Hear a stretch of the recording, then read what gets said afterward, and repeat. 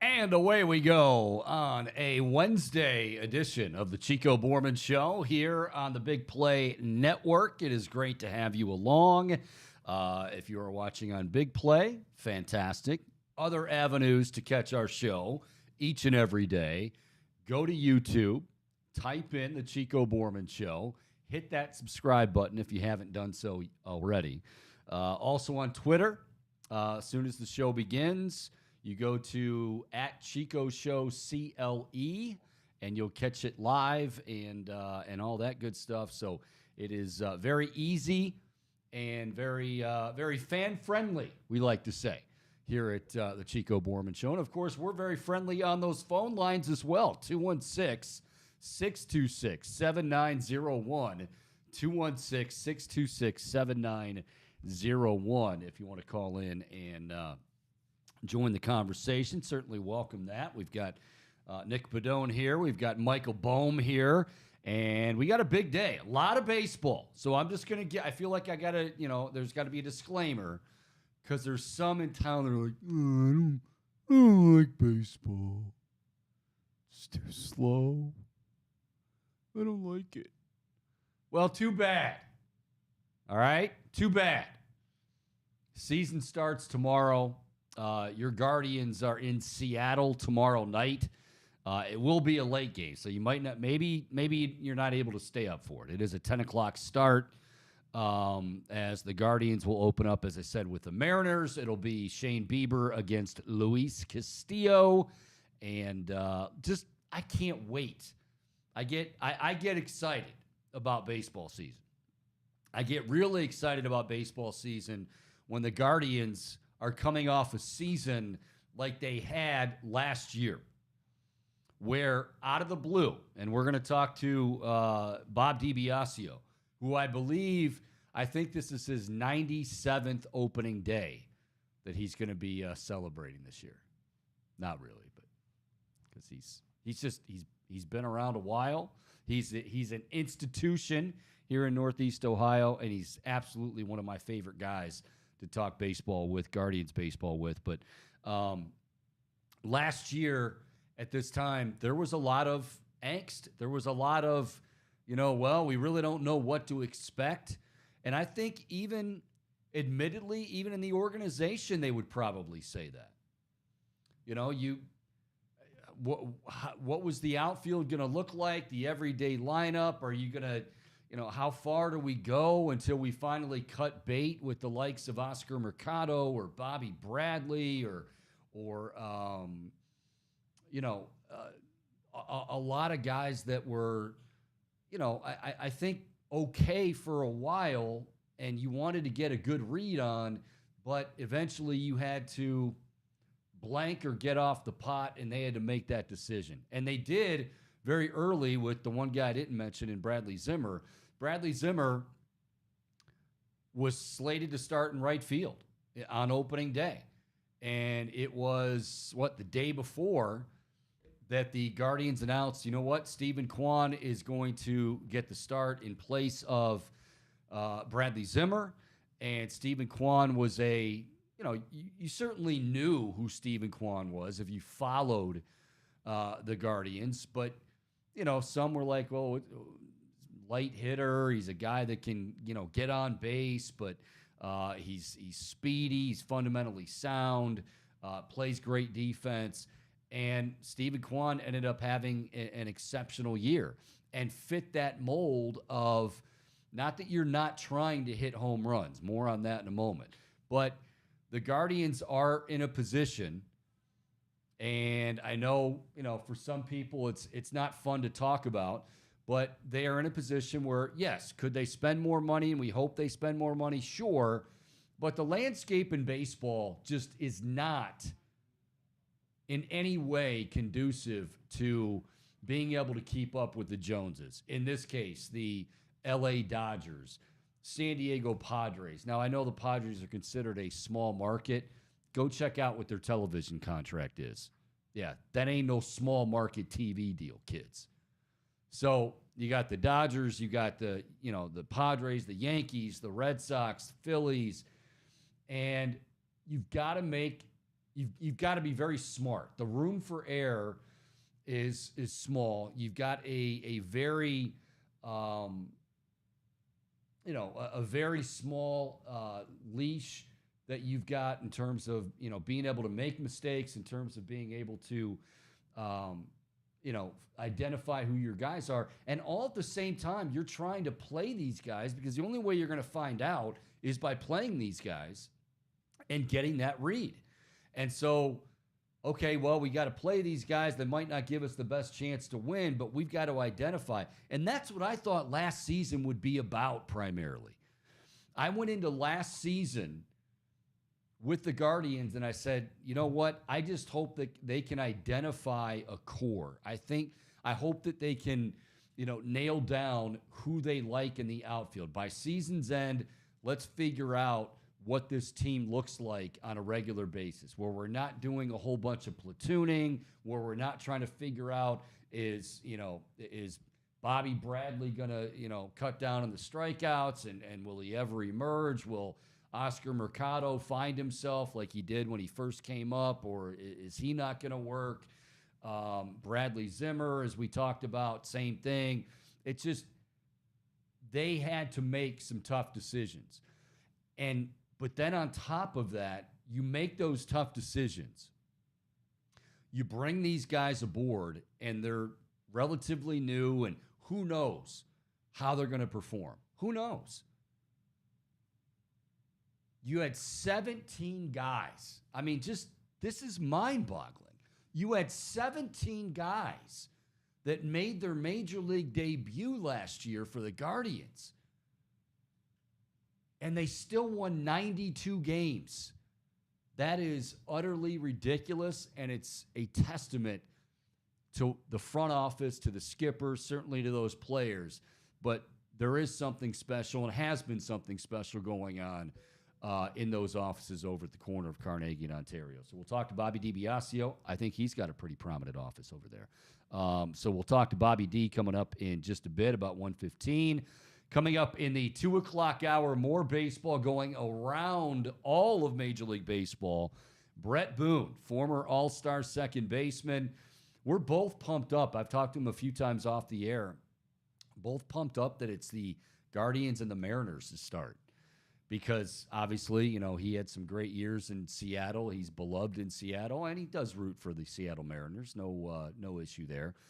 Seattle is an exciting team this year. Seattle is a team to keep your eye on. Now, they might not win their division because you have the Houston Astros, who might just be the best team in all of baseball, but they're expecting a playoff run. They've added some big guys in that lineup. They've got Luis Castillo now for a full year anchoring that rotation, along with some young studs like a George Kirby, which Guardians and our fans will be able to see right out of the gate. But we will have predictions all across Major League Baseball, every division, and whatever else Booney brings to the table. But in the meantime, I will say this. I got to laugh this morning, because yesterday I admitted that it felt like a soap opera. Like, I didn't want to admit that I'm watching a soap opera. I'm kind of locked into this Lamar Jackson thing. But I'm locked in more because, it's the Ravens, and yes, that affects the Browns in the division. But I keep hearing, and I laugh at some of these reports, and you can't get away from it. Like, every time you turn on ESPN, it's either Lamar Jackson or it's Aaron Rodgers. And that's just, that's the way it goes. And football does rule in that respect. And so that drama is going to be front and center. But it's so funny, like, you'll hear interviews with certain coaches. You'll hear, like, Ron Rivera or some other ones. And they're all like, do you have any interest in Lamar Jackson? No. Well, they're not going to tell you that.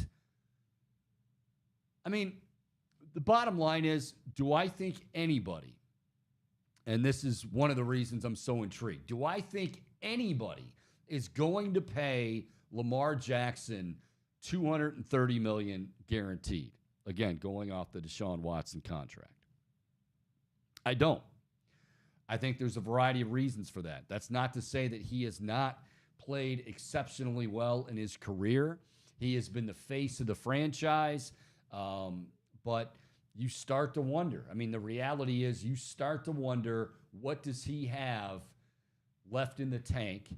Not that he's completely beaten up, but you get to November and certainly December, January, when the money's made and when the stakes are the highest, and Lamar Jackson hasn't been starting and finishing many football games. That's a problem.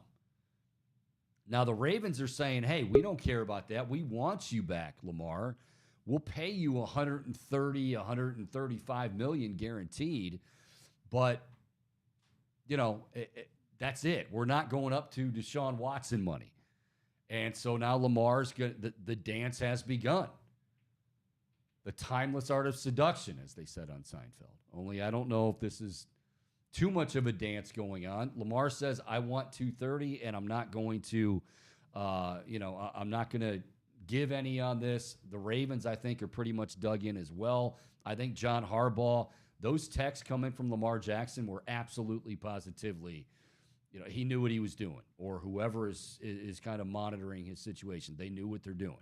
They wanted John Harbaugh to have to answer those difficult questions, but it's one of those things that it's going to continue to build, and in terms of where he might land and trade opportunities and what teams are looking at him and who should be looking at him. There's a pretty big albatross hanging over that, because if you're talking 230 or 250 million guaranteed, that's awfully difficult. Speaking of 250 million guaranteed, I believe that was the latest contract that was signed by our next guest. He is very much in demand.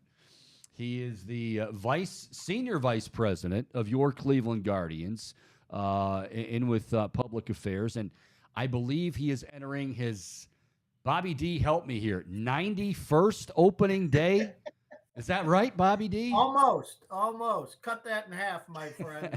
45th opening day in Major League Baseball, 44th with our beloved hometown team.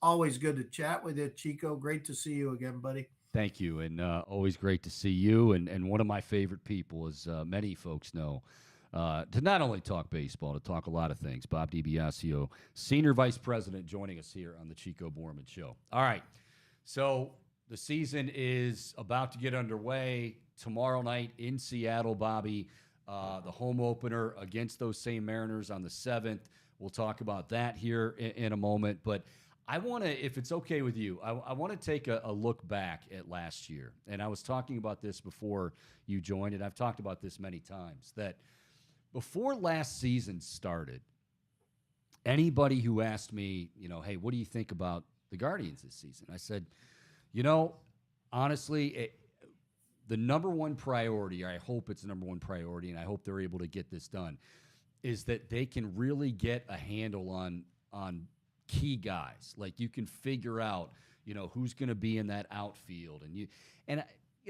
I said, if they could play 500 ball and, be competitive and still be able to identify those guys, so that coming into this season that, you're coming out there and you have these guys identified, and this is pretty much your core, you're tweaking here and there. Well, they did that. They had you guys had 17 guys make their major league debuts. First of all, somebody tells me, and I'm sure even as optimistic as you guys always are over there at Carnegie in Ontario, someone says you're gonna have 17 guys make their major league debut. I would guess you're not thinking 92 wins is probably going to happen. That's exactly what happened. It was as magical a season. I know we talk about the 90s and we talk about 2016. To me, last season was just as incredible, considering all the obstacles you guys were dealing with. Absolutely a remarkably fun 6-7 months of baseball. Yeah, I don't know if there were too many people that would raise their hand at this time last year and say, oh, yeah, that's a team that's going to win its division and go to 2 rounds in the postseason and have some incredible baseball being played in October. The one thing we needed to do after the last 4 or 5 years, Chico, of acquiring all of this terrifically talented young athletes and all the trades that we made and through the draft, which ones could make a major league impact for us. And at the beginning of the year, the Bradley Zimmers, Oscar Mercados, et cetera, we continued to give them an opportunity, and it just didn't work out. So other guys stepped in and certainly showed that they could make a major league impact. It's funny because we're such a rich tradition, rich heritage. 17 young men making their major league debut matched the 1912 and 1914 Wow. teams, the Cleveland Naps and the Cleveland Indians of 12 and 14 also had 17 rookies make their club. So it wasn't the first time, but the first time in a long time. But that was part of the plan is, okay, you've acquired all these kids, you've developed all these kids. Now let's give them an opportunity to show what they can do. Um, some of them really stepped forward, and Stephen Kwan, Emmanuel Classe, really shined on the big league stage.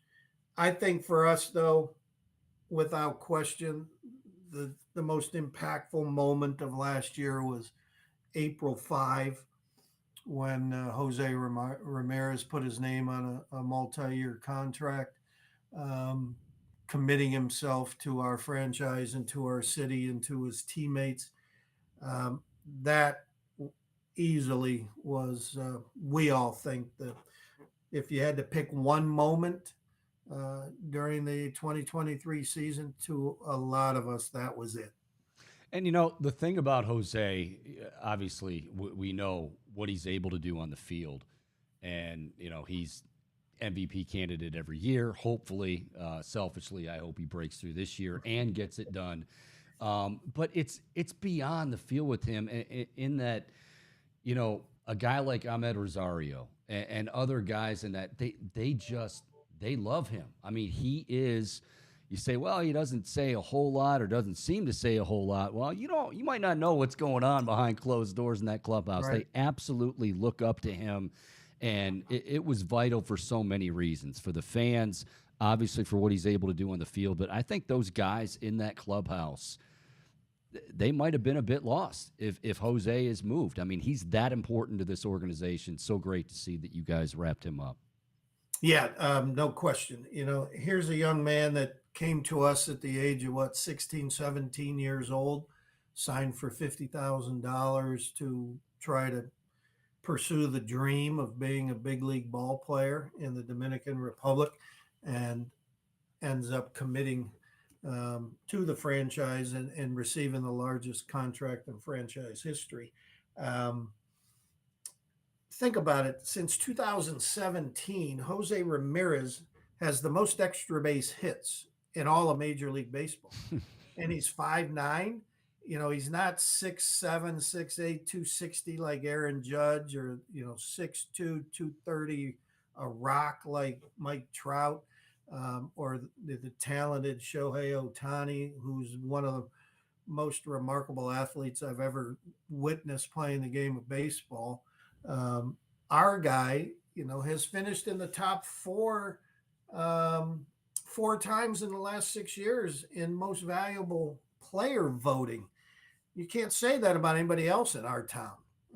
To me, he's the best athlete in our town because of that stat that he is an MVP caliber player year in and year out. Meant so much to everybody throughout the entire organization when he said, yes, this is where I want to be, and I'm going to help us do well and win, and to play with an injured thumb as long as he did last year and still put up the numbers that he did just shows what a remarkable team player and the toughness of Jose Ramirez.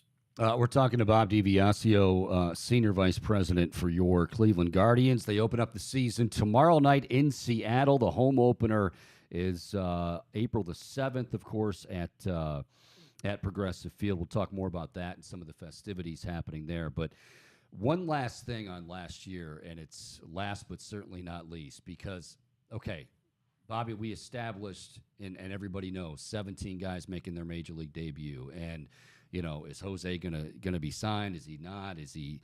So you had a lot of questions. You had a lot of obstacles, and I have said, and I know you're going to agree with me on this, but I don't think it's an exaggeration.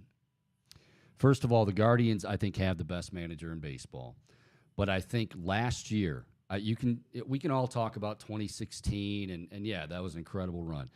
To me, last year was probably the most impressive performance by Terry Francona, the entire front office, because it's not easy to identify. Again, you're trying to identify talent. You're having to make these decisions, and these are decisions that, unlike other clubs, you don't have a long leash for. Like, you got to kind of make that decision, and if it goes wrong, well, it could really bite you in the rear end. And you guys continue to make, for the most part, those right decisions. But Terry Francona, and I'm going to include Chris Antonetti in this, and Mike Chernoff, front office has been together 10 years. This will be the 11th season. 10 years. They've only played 18 games where they were eliminated from the playoff race. 9 winning seasons. 6 trips to the playoffs, including last year and including the 2016 World Series. There is no other manager, in my mind, Bobby, that could have pulled off last year what you guys did. Not just all the debuts, but then winning 92 games. You've got to be kidding me. That's Tito in a nutshell. Well, they've created a sustained winning culture. Without question, he's a Hall of Fame manager. I've been blessed with the opportunity to work for 15 alongside 15 managers. Don't tell Grover this, but I think Tito is number one. Grover's 1B probably. The job that those two men have done over the last 30 years in our town, just remarkable. Um, Thank you for bringing up the statistic about only 18 games where we weren't involved in getting into the postseason. Incredible. Meaning you're right up till the last weekend over the course of 10 years.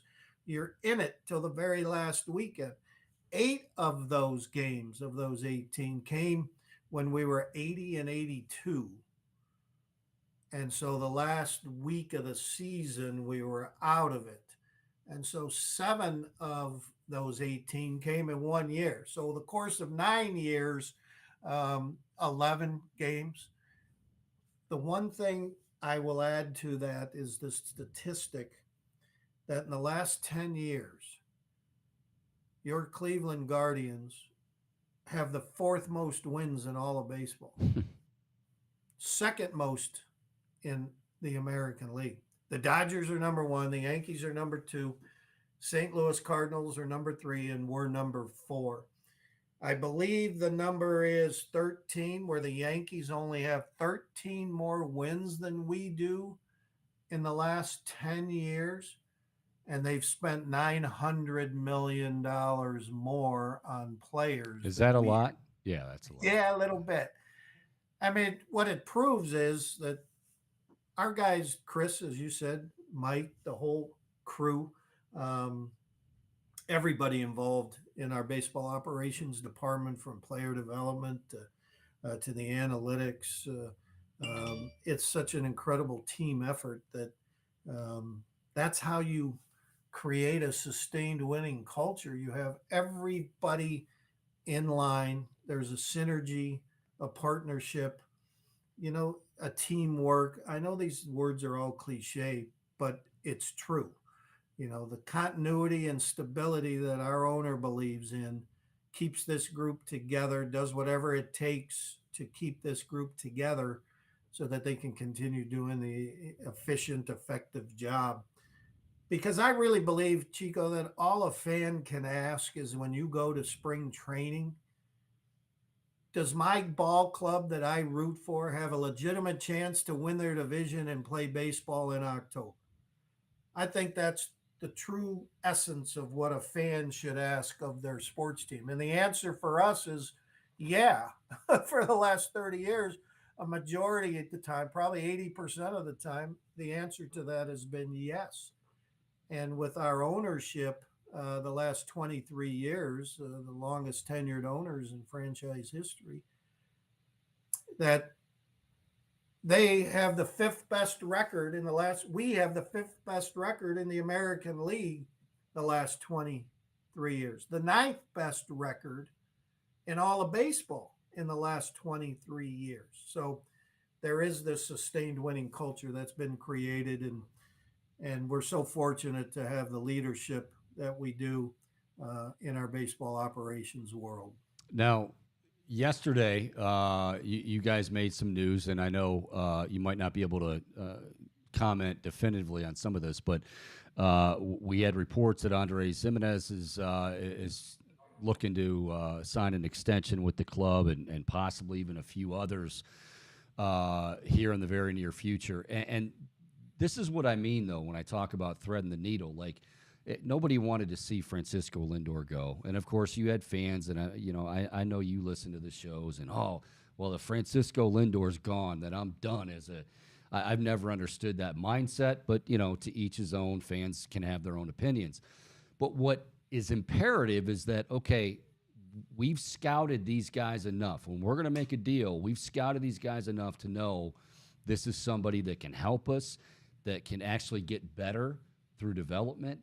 And you look at a guy like Gimenez, I know, there's still questions on Ahmed Rosario about, his long-term future here, but you look at some of these guys that came over, and, these are the ones that you're excited about now, and, possibly able to lock them up for the foreseeable future, which is kind of a blueprint that I seem to remember back in the mid-'90s until everybody copied you guys.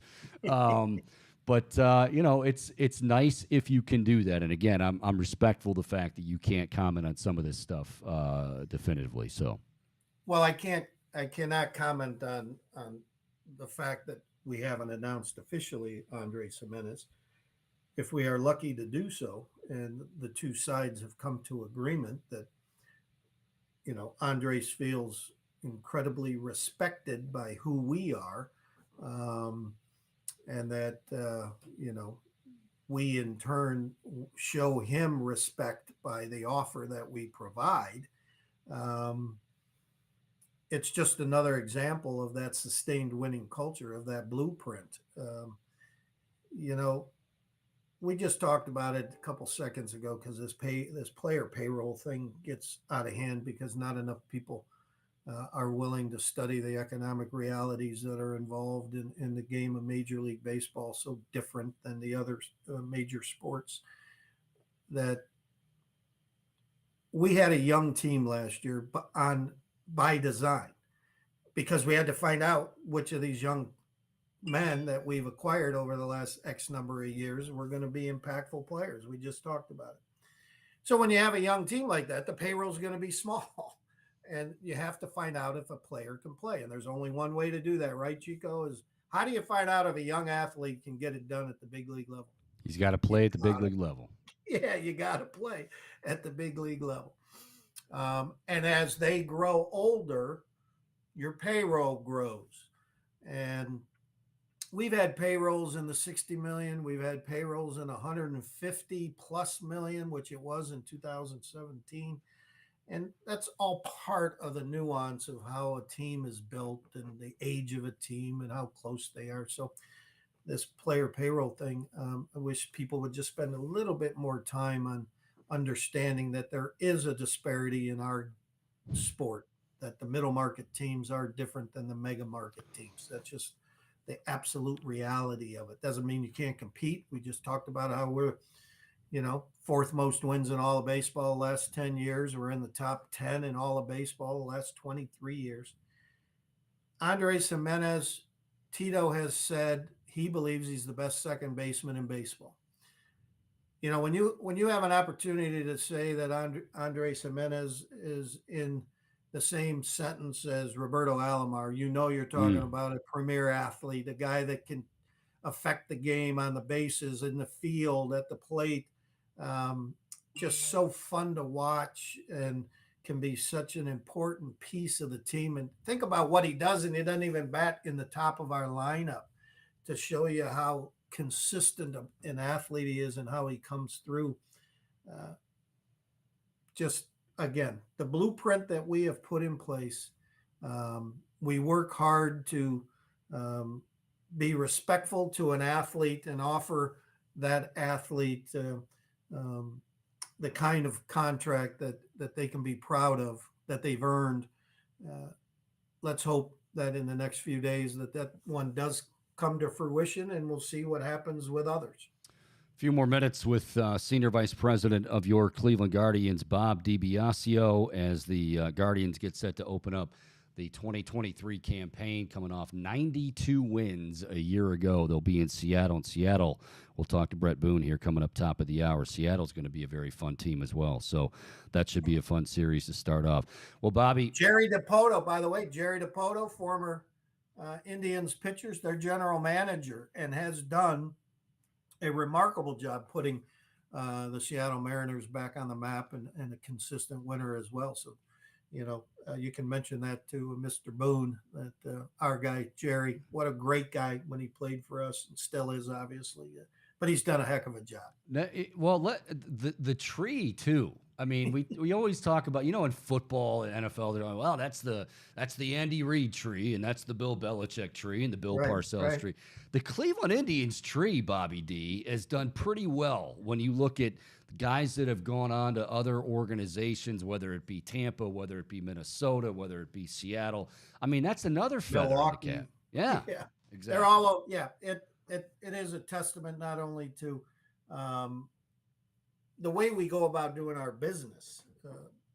First and foremost, we're about people, and that is so evident and so important as part of our, again, sustained winning culture we want to build. But it's also our ownership believes in people and providing every resource possible for not only our athletes, but the people who work in our organization, whether it's the business side or the baseball side, every opportunity to be the best they can be.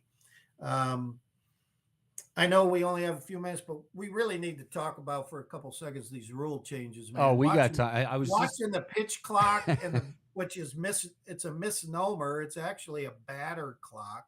It's the first thing we all learned when Stephen Kwan struck out because the ump said he wasn't engaged with the hitter at the 8-second mark, and he had 2 strikes on him, and the look on Stephen's face when he called him out and he had to walk back to the dugout, because there's a young man who absolutely disdains striking out. It's really a batter clock, because the batter has to be engaged with the pitcher at the 8-second mark, where the pitcher does not have to actually release the ball till the 1-second mark. So in essence, it's really a batter clock. Love every second of it. All we've done in the game of baseball with the no shift and the larger bases and the batter / pitch clock is get rid of all the non-baseball stuff. So you're a fan of it. You like it. I am. And it's, be honest with you, I don't know in my 45 years of doing this now if I've ever heard such positive remarks from everybody. Normally in the game of baseball, you have the curmudgeons that are, old veteran writers or old veteran players or whomever saying, change, this is horrible. Why are we doing X, Y, and Z and analytics, blah, blah, blah. I haven't heard any negativity in any of this, because the pace of play is so wonderful. 28 minutes, I believe they said, were cut off of spring training games. I mean, It's that's a just lot. everybody loved it. The two things that we heard from fans though out in Arizona when you're walking the ballpark and you get a chance to chat with people you haven't seen in a while, especially those who live out there, and then the fans who make the trek to Arizona to enjoy the sunshine and spring training baseball. The first thing I heard from people was the walk up song gets shrunk. So those who wanted to hear SpongeBob SquarePants being played, it only lasted like 3 notes or something. Oh, that's So not we going to got to go over work well on, with the yeah, kids, Bobby. we have to work on that for the entertainment value of the game. And then standing in line at the concession stand, because some of these innings, I'm telling you, Chico, there were a couple innings that lasted maybe 90 seconds. First pitch thrown, guy pops out, next batter takes a pitch, has a strike, hits a foul ball, next pitch, ground ball, third batter, same thing, out, inning lasted, boom, just that quickly. You mentioned Grover. Could 15, Grover ever survive with a batter's no, fly? There's no no, way. The no. human rain Yeah, delay. Grover would have a difficult time. The umpires would be calling strikes on him at every turn. It's the moment the pitcher receives the ball, he has 15 seconds to get on the rubber and fire the ball to home plate. The batter has to the 8-second mark. There were some pitchers who the batter was ready and was releasing that ball with 9 seconds on the clock. Didn't use all 15. And it's 20 seconds with men on base. Um, Again, just the pace of play. I think fans are really going to enjoy um, what they see. So I'm a huge fan of it. One last thing I want to bring to your attention, because I know the fans are already talking about this. You get a lot of fans that, sure, people like to get to their seat and sit down and have a good time, and then there's some that just like to come and hang out and stand around and maybe have a few cocktails with their friends. And you guys, Bobby, came up with an incredible deal. Tell us about it. $49 a month for a ballpark pass for standing room only. Yeah, our ticket committee, our marketing sales group came up with the idea of a $49 ticket, which gets you $49 per month, gets you every game that specific month in the standing room only area. So you can go hang out at the corner bar or the left field drink rail, or you can hang out in the Heritage Plaza area out in center field for $49 for every game. Mm.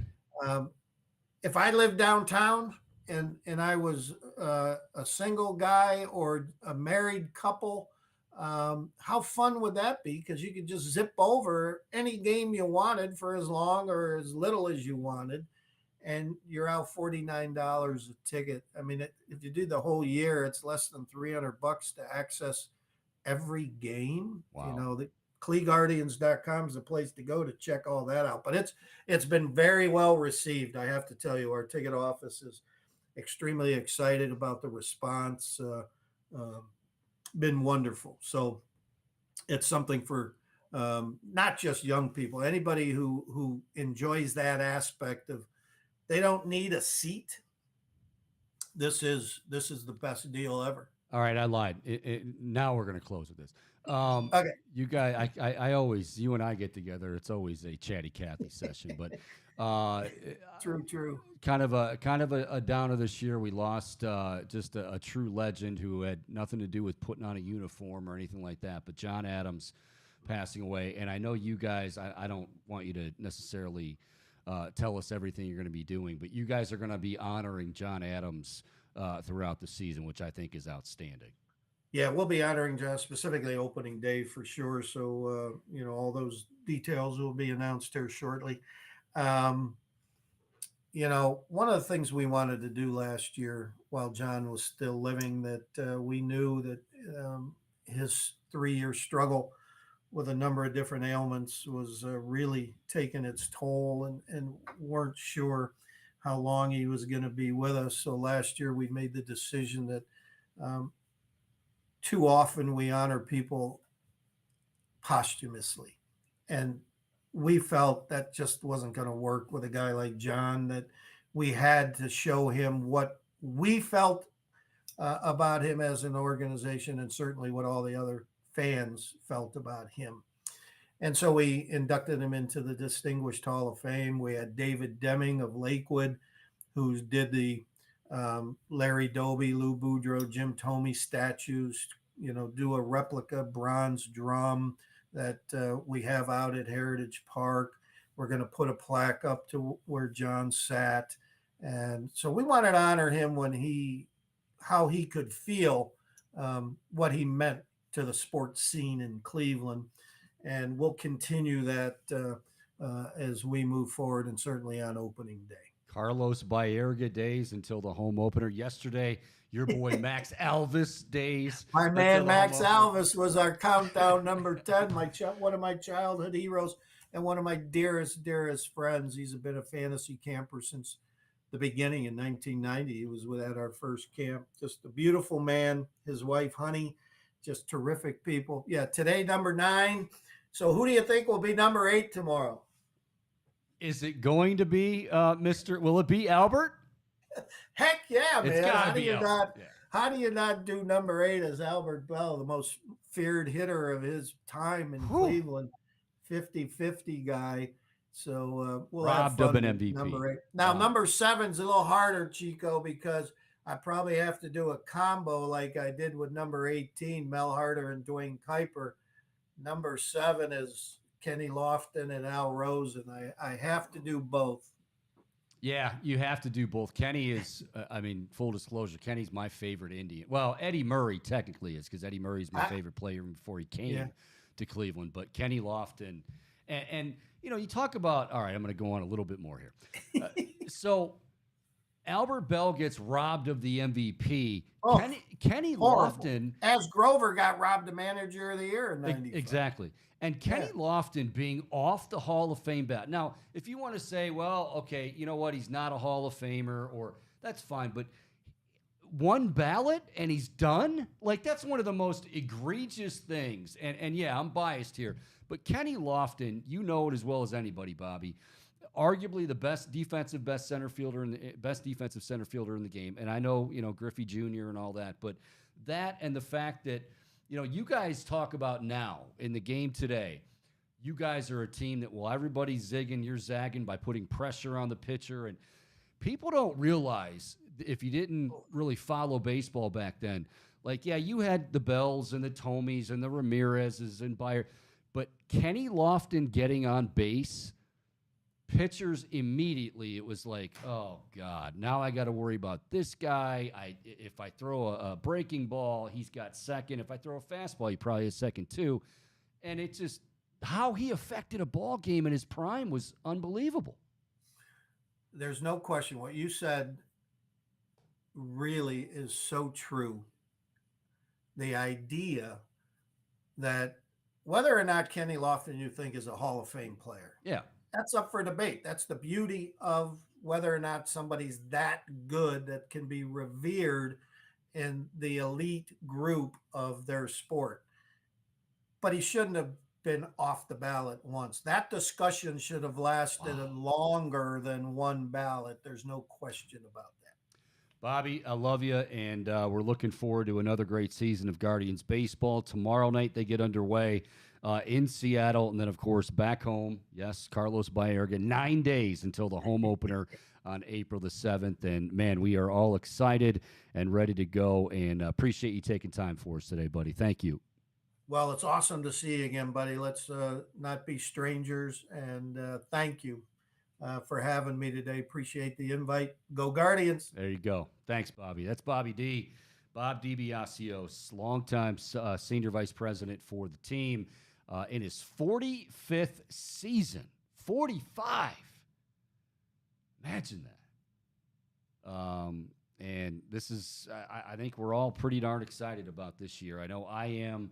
And when you go back to last year and again, how it happened and the fact that it really wasn't supposed to happen that way, but a testament to, how they do things over there. So, all right, tonight, or tomorrow night, I should say, they get things started against the Mariners, and it will be Shane Bieber against Luis Castillo.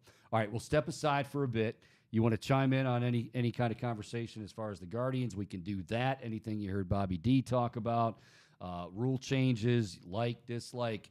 Also, get back into the Lamar Jackson thing in a little bit. I'm fascinated to see how this thing ends up. I have no clue how this is going to end up, but it gets more drama.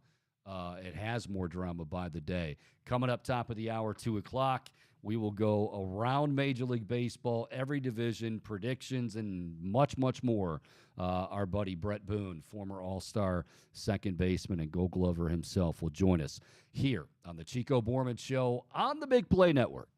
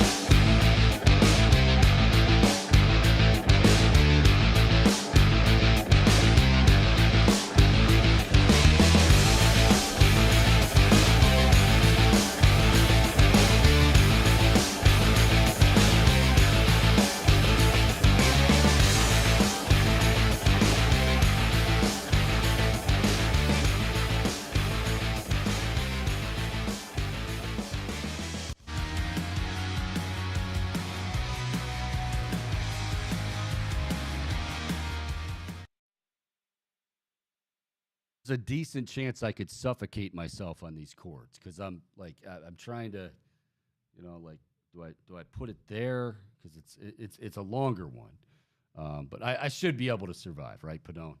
Should be. That's my hope, Chico. We put you up there. We felt as if it was a safer location for you. Oh, I like it up here. Yeah, I like it up here. Cool. No HDMI cords underneath, so we figured that you were in a much better place. It feels like once we get this headphone thing taken care of, you're going to be rocking and rolling. I see you got the laptop today, too, which is a nice look. Which we weren't able to do before down there, not enough room. So you guys are really accommodating. The hospitality here at Big Play has been phenomenal, absolutely phenomenal. It's the exception of Dave. But, I'm just saying that because he's not here. All right, so a lot of good stuff there from Bob Dibiasio. I like the fact that you heard him say, Bobby say, like, no, I love this stuff. 26, 28 minutes, cut off the games cut off time from spring training games. So, you're going to see that. Now, what's interesting is you are going to see where, he mentions the Stephen Kwan example. Well, he wasn't engaged with the pitcher, which it's going to be like the roughing call in football. Like, did he just roughing, or was it, did he run into him? Did he graze the helmet? What happened? Did he look him square in the eye? Did he wink at him? Did he tell him that he was ready to go in the batter's box? But, I think pace of play has been something, and there will be some issues with it. But I think all in all, it is probably, hopefully, going to be a good thing. We've got some comments there online, Mr. Bohm. Yeah, we do, Chico. So there was some reaction to having Bobby D on. D Solski says on the YouTube live stream, Chico was right about Kwan, and he's giving you credit for that, for what you were talking about. Yeah, Bohm, I think you were with me at the time at our other my other venture, and the two guys in studio, I remember them vividly, were making fun of me because I was happy about Kwan getting the opening day start. And they're like, why are you? And it was more about, let's find out about him than it was Bradley Zimmer. I feel bad for Bradley, but they had to make the move. I knew he was good. I didn't know Stephen Kwan was going to be that good. So thank you, D-Sol. Yeah, that was one of the more incredible rookie starts that I remember in my time as a Guardians fan / Indians fan. Yep. Also, Josh T left a couple of comments. First off, he thought Bob's story about John Adams and how special he was to the Cleveland sports community. He thought that was really great to hear. So just wanted to mention that. And then he also chimed in that he thought that Lofton got robbed as well, that he was being treated unfairly. Yeah, and guys, again, what Bobby said, and I've said it many times too, this is not to say like, oh my gosh, Kenny Lofton's a Hall of Famer. Certainly he's not a first ballot Hall of Famer. But all I know is, everybody has their different criteria, and you talk about, well, all I know is during the time in the 90s with those great teams from the Indians, but also just in general, all those great teams, Kenny Lofton was without a doubt one of the most impactful, dangerous players in all of the game. Now, when you say, was he as feared as Albert Bell was at the plate? No, but kind of, because you sure as hell didn't want to put 7 on first base because it was an automatic double. I remember watching a video that was put out after the 95 series. Of course, the Braves knocked off the then Indians 4-2, and they had mic'd up. It was like Chipper Jones' first or second year. They had mic'd up Larry Wayne Jones Sr., Chipper's dad, and he made the comment to his wife. He goes, Kenny Lofton steps in the batter's box. This is in Cleveland. And they got him on the mic saying, honestly, this is the key to the series right here. You've got to keep this guy off the bases. If he gets on first, it's an automatic double. They walked him. He got on second. I mean, it's just, but the idea that off one ballot, you can be, I mean, that's ridiculous. I know it was a time when it was all about home runs but okay, if he's not a Hall of Famer, and I would say otherwise, but if he's not a Hall of Famer, fine. But man, oh man, him being off after one try and not getting like, I don't know, it's 5% of the ballot, something like that, is just as bad as it gets as far as Hall of Fame voting. Do you think that if he played in today's game, he would be considered or perceived differently by fans and by the baseball community? Because you're right, everything was about home runs back in the 90s. I mean, it's still about home. It's, you know what I mean? Like the Guardians last year were, I mean, as I said, they were the team that stood out because they did things differently. Like they're gonna, and we're gonna see it again this year. Now, they also needed to add some power, which is why they brought in Josh Bell. But they want to put pressure on. But now it's still all.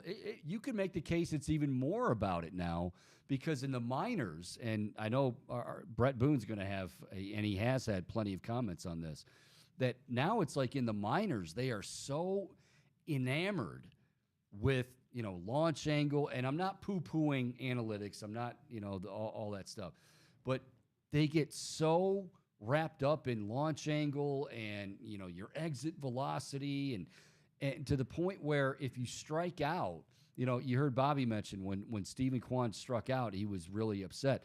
Boone said the same thing. Like, guys back you didn't want to strike out. I mean, and that goes back to your Little League days. You strike out.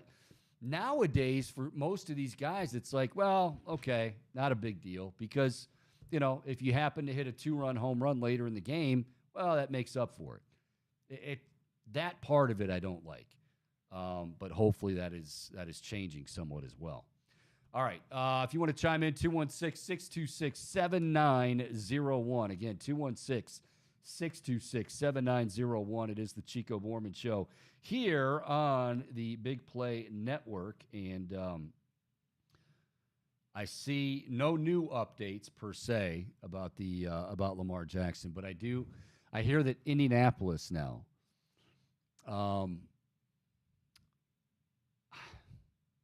I can't.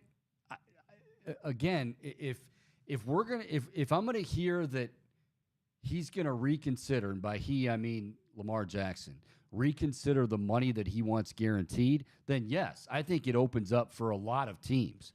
You can't tell me there is one team that is even entertaining the idea.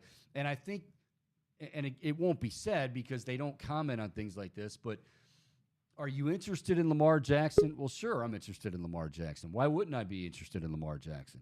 But if I'm interested in Lamar Jackson's interested in getting 240 or 30 or 50 million guaranteed. Sorry, we drop out of that race. Is he going to give? Team's going to get? I don't know, but it is drama at the highest level.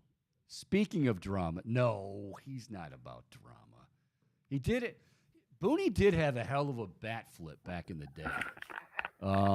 If you guys like Google or YouTube some of you can type in like Boone bat flip. He's got some really good ones. Joining us right now, talk a little Major League Baseball, which gets underway tomorrow. The Guardians are in Seattle to take on the Mariners. My next guest spent some time in Seattle, had a cup of no, he was really, really good in Seattle. And he's still beloved in Seattle. The Mariners going to have a very interesting team this year. He is a former all-star second baseman, Gold Glover, Silver Slugger. He is the host of the Bret Boone podcast. Bret Boone, Booney, Math. What's going on? Chico, we're early. Yeah, that's What's going on with that? What's up with that? I saw your lovely mug, and I couldn't hold back anymore. I couldn't resist. So I understand that. It's 158? Yeah, that's all right. Boom, what are you laughing about? You all right? I got this laugh track over here as a board op. He laughs at everything. All right, so Booney, as we get ready for opening day tomorrow, and we'll get plenty into the Guardians and the Mariners and all that stuff. I do want to reemphasize. We had my buddy on from the Guardians, longtime senior VP Bob Dibiasio, and he said, you know what? I think these changes, the rule changes, are going to be a good thing. 26 minutes, I think, was the time that was cut off from minor league games. I know we addressed it briefly last week, but your thoughts as we get ready for a pitch clock, a batter's clock, as Bobby said, bigger bases. Are you okay with everything? Bigger bases, I don't care. I think it's irrelevant. I think there's going to be some growing pains with this pitch clock, but I'm hearing the same things, especially from the managers. I've talked to 3 or 4 managers; they really like it. I don't think it's going to be that huge of an adjustment for the hitter. I think there's going to be some growing pains when it comes to pitcher-catcher interaction. And I'm not saying a large percentage of the time. But I think it's in some tight situations, getting on board. There's no longer, wait a minute, let me regroup, step off the back of the rubber, have a conference. It's going to be, no, you're on the pitch clock, and this is going to be ball four if I don't deliver this pitch, even though I'm not ready to deliver it. So I think there's going to be some trial and error. I think there's going to have to be some tweaking done as time goes on to see what is the perfect formula. But overall, I'm hearing the same things you're hearing from players, staff, that they really like the changes, and I think it's going to be a swifter game. Um, I think as a direct result of the pitch clock and just being in the box, okay, we got to deliver this next pitch. I think just organically, there's going to be more balls put in play. Yep. I'm not saying overwhelmingly. I don't think you're going to see a 50% spike in balls being put in play, but I just think it's going to happen because, okay, I'm ready. I'm in the box. Okay, I'm in hit mode. So I think you're going to see less strikeouts. How many less? I don't know. That's good. That remains to be seen. But I think overall, there's a positive vibe going with these new rules so far. Well, and there's also, I mean, when we talk about the banning the shift, I mean, there's guys that, I mean, really could help themselves that were really burned by it in years past. Where I was thinking a guy like Corey Seager, for instance, in Texas.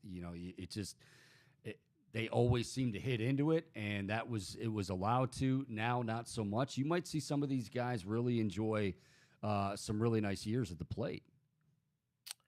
I think you're going to see. It depends on the hitter, but I also think the shift, they're going to press the envelope. I think these guys that are real analytical and really like to place their defense where they want to place it, I think they're going to be pushing the envelope on playing to the edges of that shift. How close are you to that second base bag? I think they're going to push it right to the edge. But yeah, I think you're going to see a little bit of difference. Personally, I think you should be able to defense however you want, and if that's a shift, that's a shift. I think what we've gotten to in this modern day game is you see young players, and it's a culture. They're coming up in a certain way. So I think the shift becomes relevant to the current batting styles. I think we're seeing nowadays, and I don't necessarily think it's all positive, players at a young age training like golfers. Almost robotic to where their swing is angles and percentages. So the shift becomes a very predictable thing. I thought about this a lot, Chico. It's like, why, if I were a hitter, the way I was brought up how to hit, a shift wouldn't really affect me. I would love a shift.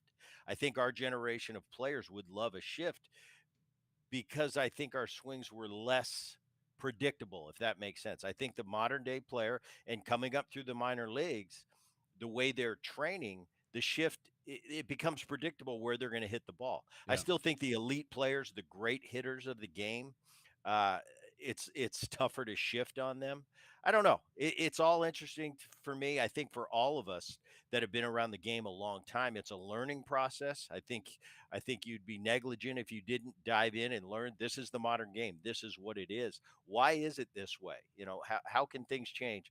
Constantly throwing things up on the chalkboard and see what sticks to get the best product out there. But it's all interesting and it's all educational for me. I didn't think at this stage of my life I'd be learning more about baseball, but I am.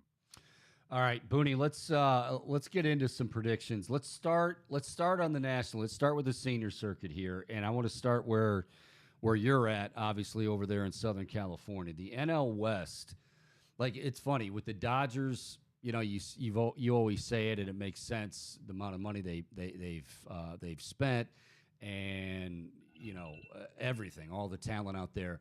That if you're the Dodgers, well, it's win the World Series or bust. I feel like right now the most pressure has got to be on the Padres because they just continue. And I mean, hats off to them for doing it. They're not breaking any rules, but you're there. Is there that vibe there that San Diego is under much more pressure to get it done than, say, the Dodgers are in the West? Well, I don't know about the pressure. The pressure is going to live and die with the players in that clubhouse, how much they're feeling it. And I can't really measure that. I just look at it from a city standpoint. This is the most excitement I've seen in San Diego for a long time. It's Southern California. They've got the reputation of nobody really cares, and I said that years ago when I was playing in Seattle.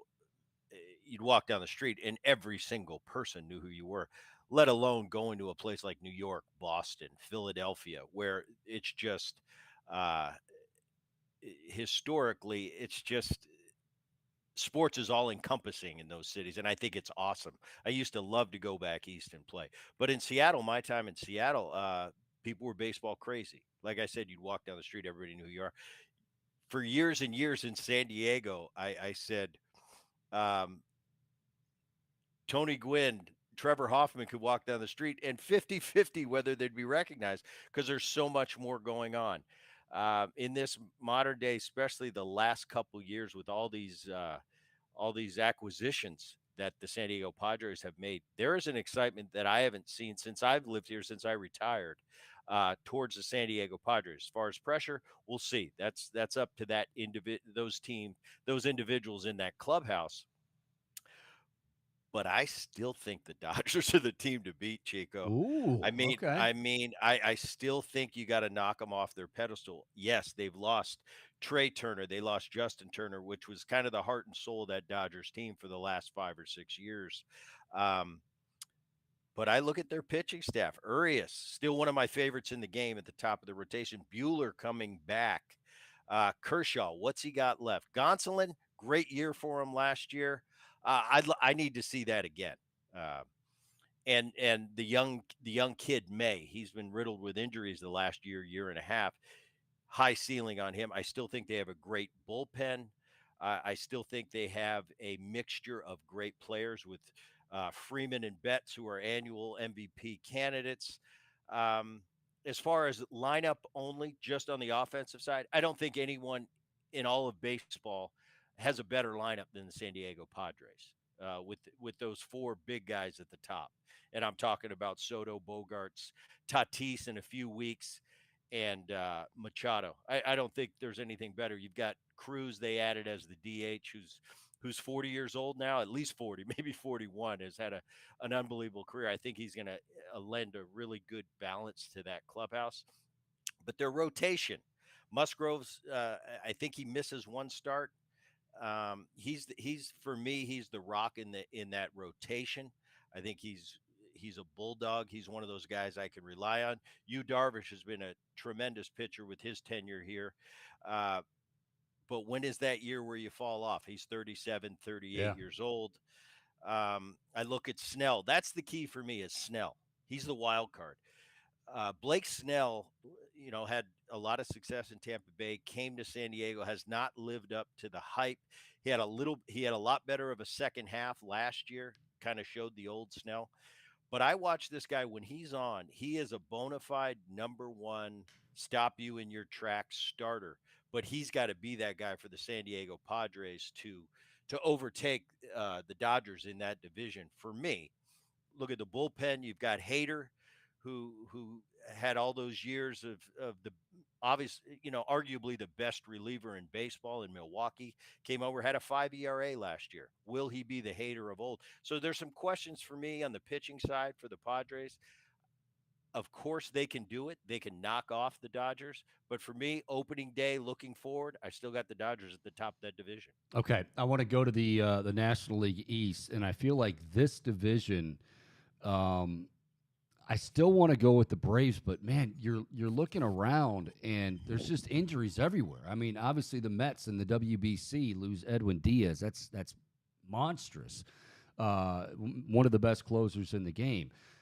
You've got Philadelphia with Bryce Harper, who may be back by the All-Star break. They also lost Rhys Hoskins, I should say, and the Braves have their closer on the shelf right now. But is this the Braves' division to lose, despite what the Mets have added, or does your old man's Phillies get into the mix here? What do you like in that NL East? I watched the Phillies last year down the stretch. What an exciting run they made! I mean, they were a couple wins away from winning a World Series. I don't think they're going to repeat that. You mentioned Hoskins being out. That's huge. Yep. You have the addition of Trey Turner, one of the best players in the game, all-around player, exciting player. I love Turner. That's a huge upgrade for them. They've got a great offense, no doubt about it. I don't believe in that pitching staff. You got Nolan Wheeler at the top. I just don't think they're as good as the other pitchers in that division. I look at the Mets. Obviously, Diaz a huge loss for them. One of the best closers in the game right now. Um, I don't know if you can really replace him from a closer standpoint with the players they have in that bullpen right now. The wild card for the Mets is you have two first ballot Hall of Famers are your two starters. Verlander, Scherzer. They've added Senga. If Verlander and Scherzer, once again, it's father time. When's that time going to come for the Verlanders, the Scherzers, the Kershaws of the world, where obviously some of the greatest pitchers of all time? When is father time going to catch up and say, nope, now is when we're going to get you?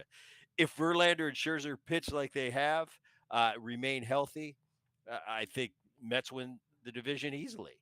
But for me right now, everything all encompassing, injuries included, I'm considering everything. I've got Atlanta at the top of that division. I hear we're talking to Bret Boone, former All-Star second baseman and Gold Glover, Silver Slugger. Also has the podcast, the Boone Podcast, Bret Boone Podcast, which we'll get to here in a little bit. A lot of people in that National League Central have the St. Louis Cardinals, and I think that's a good bet. But I like the Brewers, Booney. I mean, you've got one of the best pitchers in baseball in Burns, Woodruff. We'll see if Peralta can stay healthy. And I know St. Louis is stacked. Do we think Goldschmidt duplicates what he did a year ago? Aaron, I mean, it's neck and neck, but I think I like the Brewers in the National League Central.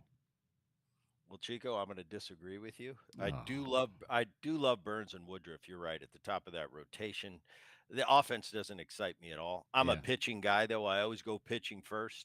If I was going to go offense, I'd go with Padres to win it all. But I don't think that's necessarily the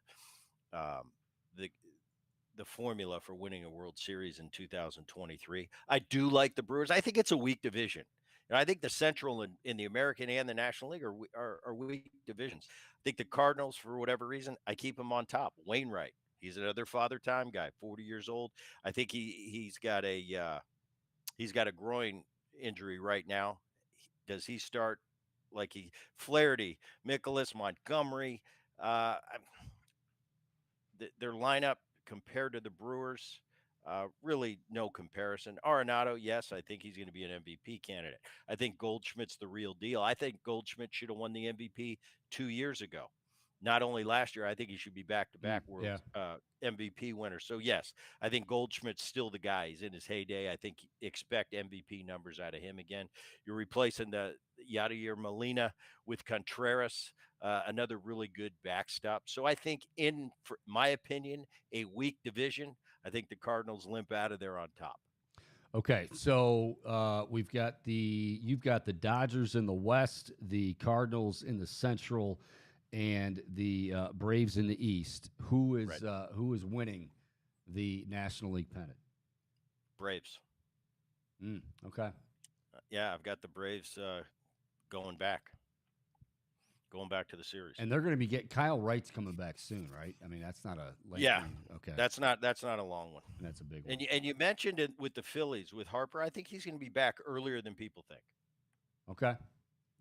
Keep our eye on that. Phillies, I mean, loss of Rhys Hoskins. It's almost, if they could get Harper back, that would be huge when you consider that loss of Hoskins. Because I agree with you. That was a big loss for them. All right, over to the American League.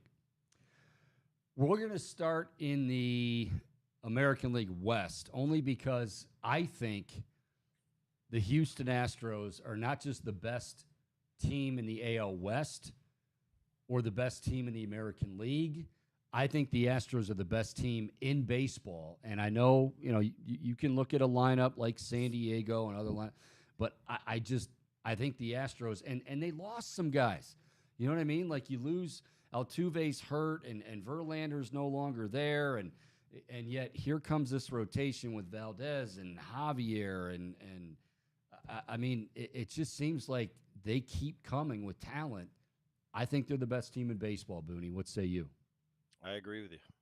I think they are the best team in baseball. Verlander, Cy Young Award winner. You're missing him. Altuve had that unfortunate injury in the WBC, but up and down that lineup, uh, the smartest hitting lineup I think in the baseball. Really astute. I use that word a lot with them. They just are. They're a different level. They have been. It's the culture in Houston, and it started with Bregman and Altuve and eh, Correa before he left. There's just something about they're talking to each other during the game. They're talking about ABs. They're telling the next guy. I've been watching them for years. They're really an elite from a mental standpoint. How they approach the game offensively, they're in a class of their own, and they have been for a while. So I love their offense. Their pitching just keeps coming. That bullpen is so good. You mentioned we lost Verlander, but you got Valdez, Javier, Lance McCullers for me, who's If he can been a stay great healthy. if he could stay healthy. But if you put him in the 4 or 5 hole, that's where he is in that rotation. Mm. That's how good the Houston Astros are. And I'm with you. I think they're the best team in baseball, and somebody's got to knock them off to prove me wrong. That's just where I'm at after looking at all these teams in the preseason. On paper, it's still the Houston Astros for me. Okay, over in the American League East, and of course, we always say you are extremely objective when it comes to I Uncle. try. I am. When it I comes try to to be. Uncle Arnie, of course, Aaron Boone, Brett's brother. A lot of injuries to start in that rotation. I mean, your brother's probably going What's again. What's new? Since I've become a fake uh, New York Yankees fan, Yeah, fake. I like that. just because of the brother scenario, and obviously I'm pulling for Aaron to do great. I think he's done a great job there. But since he's taken over, I've obviously paid a lot more attention to the New York Yankees. Correct me if I'm wrong, Chico. The Yankees, year in and year out, just get hurt more than everybody else. They just do.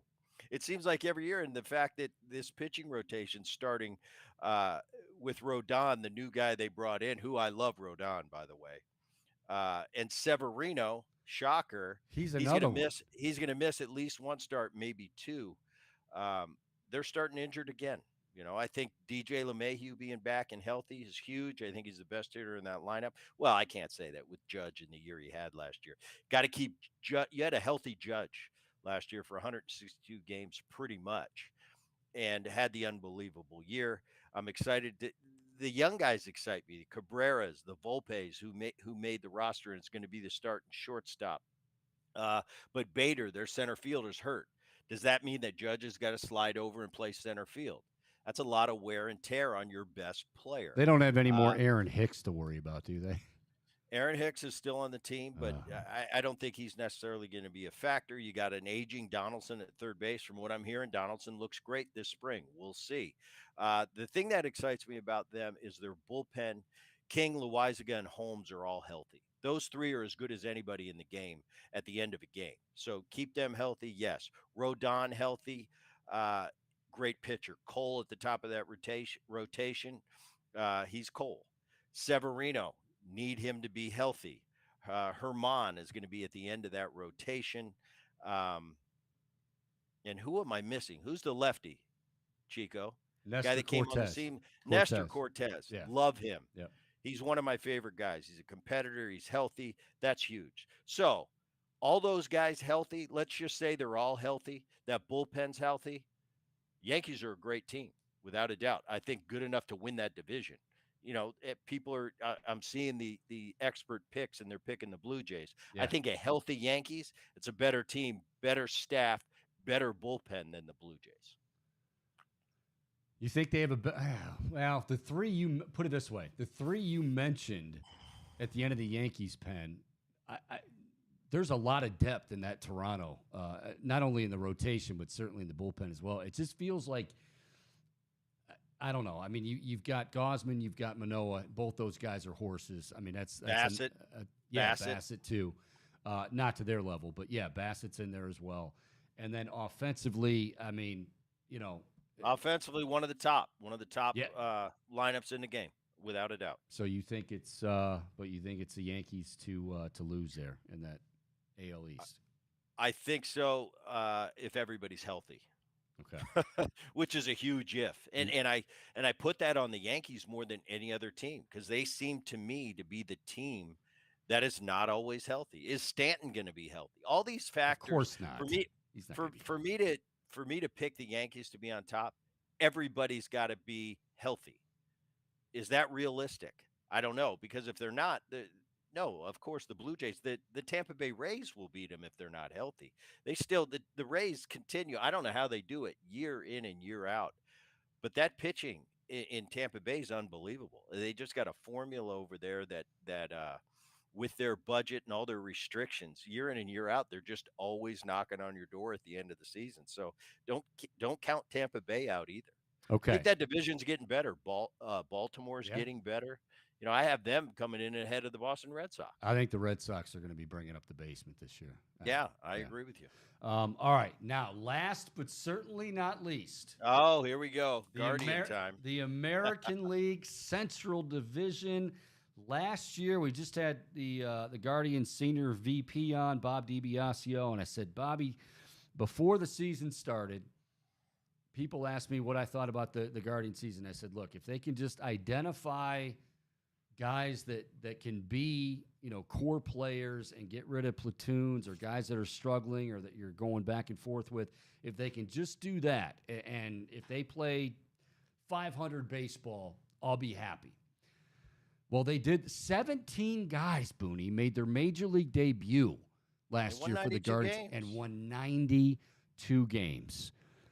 Now, the White Sox were the favorite in that division last year. We know that Tony La Russa, bit of an issue, a lot of injuries in there. But do you like the Guardians to repeat in the American League Central Division? Well, last year, I, with a lot of other people, were incorrect picking the White Sox. I think pretty much that was the consensus that Seemed the White easy, Sox yeah. would walk away with that division. I still think you have to watch out for the White Sox. I mean, they're kind of a sleeper now. Nobody's picking them. People are picking the Twins.